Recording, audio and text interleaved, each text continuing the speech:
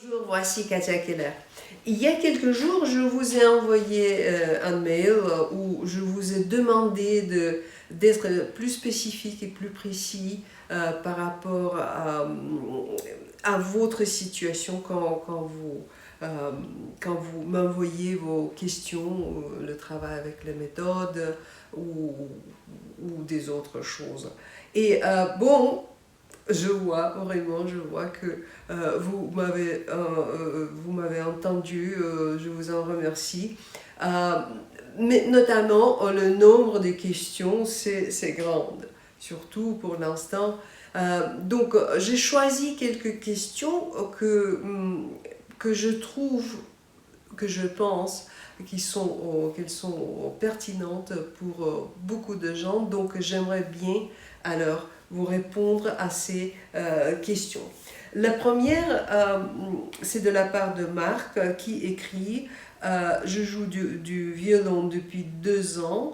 Je viens de me faire opérer de l'épaule droite. J'ai pu faire 3 mois de rééducation. Mon bras a retrouvé un fonctionnement basique pour la vie quotidienne. J'ai repris l'entraînement quotidien du violon sur les bases de ce que j'ai déjà acquis, mais je ressens une douleur à l'épaule. Je suis droitier, douleur qui devient vive au-delà d'une certaine pratique. Penses-tu que je dois arrêter et renoncer ou as-tu une réflexion autre à ce sujet?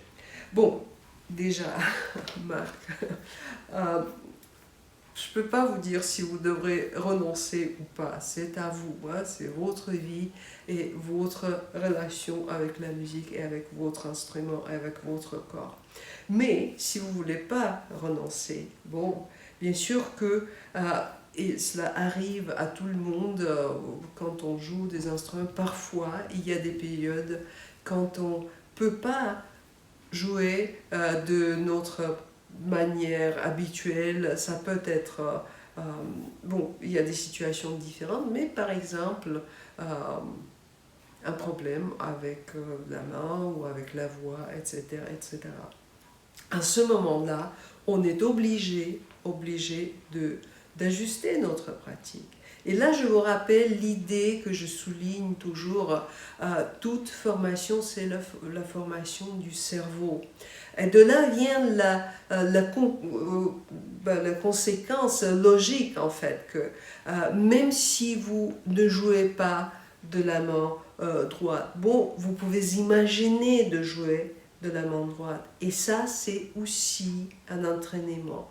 En fait, c'est un entraînement très puissant parce que en essayant de vous concentrer, notre cerveau ne fait pas la distinction entre le mouvement physique et cette imagination focalisée, cette projection mentale de mouvement. Ça marche, ça fonctionne. Donc, vous pouvez faire ça. Vous pouvez entraîner la main gauche, la technique, etc. Vous pouvez bien sûr, continuer tout entraînement autour de l'oreille, autour du solfège, ce qui est toujours très très bien. Hein. Vous pouvez aussi travailler des nouvelles partitions, hein, travailler, déchiffrer les nouvelles partitions, les mémoriser, etc. Si vous avez la méthode 7/7, là, il y a un algorithme qui vous explique en détail. Et en général, je dis que l'entraînement sans instrument, ou ça s'appelle jouer à sec, ça veut dire que si je suis pianiste, je joue sur une table en imaginant de jouer mon instrument. Si je suis violoniste, je joue sur la manche, la main gauche, mais il n'y a pas de son. J'imagine, j'audiolise ce son. Toutes ces choses, c'est vraiment quelque chose de puissant et je vous encourage de l'utiliser s'il y a d'une raison ou l'autre, si vous n'êtes pas capable de faire la pratique de l'instrument comme d'habitude. La prochaine question, c'est de la part de Jeanne-Marie qui écrit je me suis remis au piano électrique sur lequel j'avais fait 2 ans il y a plusieurs années. J'ai beaucoup de difficultés à reprendre l'indépendance des 2 mains. Je travaille le ménuet de Jean-Sébastien Bach, mais beaucoup de difficultés pour la coordination. Bon, la coordination des mains, la coordination de notre corps, la coordination entre notre corps et notre tête, notre oreille, toutes ces questions, c'est bien sûr, ça fait partie intégrale de notre pratique. Il est impossible de dire tout spécifiquement pourquoi, dans quel domaine, qu'est-ce qu'il y a, la raison tout précise qui vous empêche de coordonner vos 2 mains. Tout d'abord, bon, il faut s'appuyer sur l'oreille. Très souvent, la coordination des mains, par exemple, ça trouve ses racines dans la rythmique. La recette, c'est simple, c'est de trouver les notes qui coïncident et puis de s'appuyer sur ces notes. Ça, c'est d'ailleurs aussi pour la précision de jeu. Mais toujours, c'est l'oreille qui juge. Donc, si vous voulez approcher la coordination de votre corps, bon, il faut s'appuyer sur l'oreille.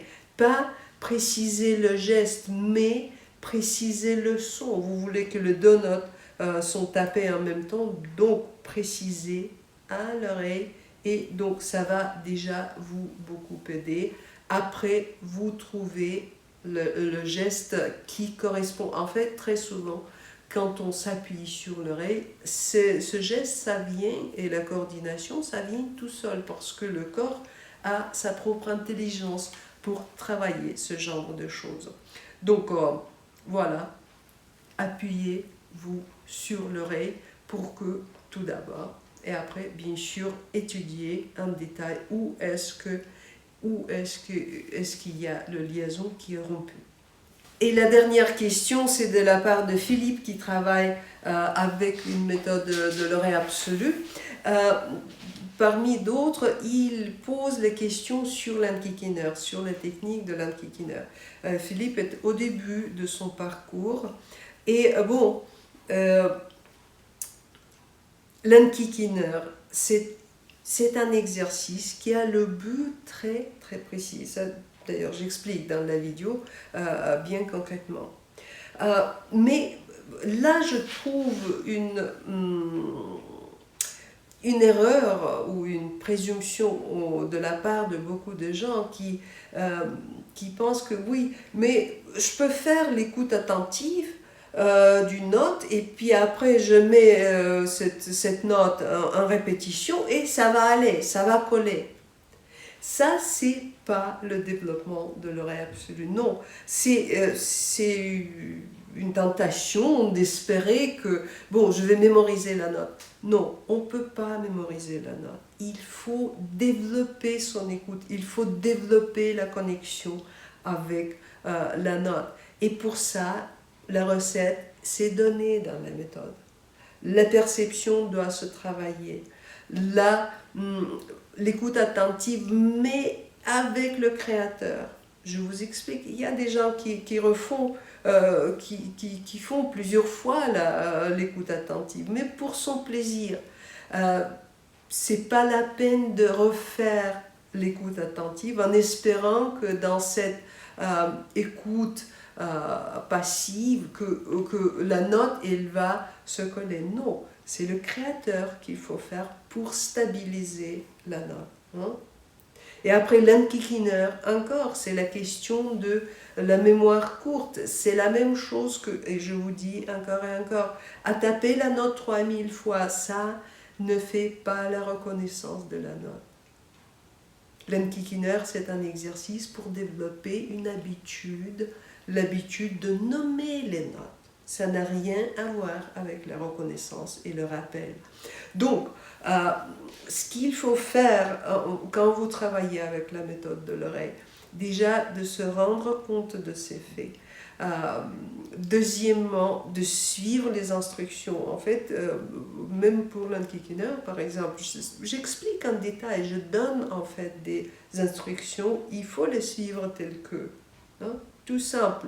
Ne pas combiner, ne pas changer, ne pas sauter au 6e module de la méthode si vous n'avez pas fait les 5 premières. Hein. Donc, là, je vous donne toutes ces explications. Souvent, je pense que ça serait pratique, même avant que vous me posiez la question, pour que je ne sois pas obligée de répéter les explications. Bon, regardez la vidéo, faites attention, prenez les notes, c'est une bonne technique. Hein, parce que souvent, on regarde une leçon et on se dit, oui, oui, j'ai bien compris. Mais en fait, on a capté juste quelques 2, 3 choses, mais il y en a plusieurs. Hein. Donc, prenez vos notes, suivez les instructions et vous allez y arriver. Donc, voilà, ces questions, je vous dis, utilisez déjà ces conseils dans votre propre pratique. Je vous souhaite de l'inspiration, je vous souhaite de tenir en forme. Je vous dis, bon, prenez soin de vous et à bientôt.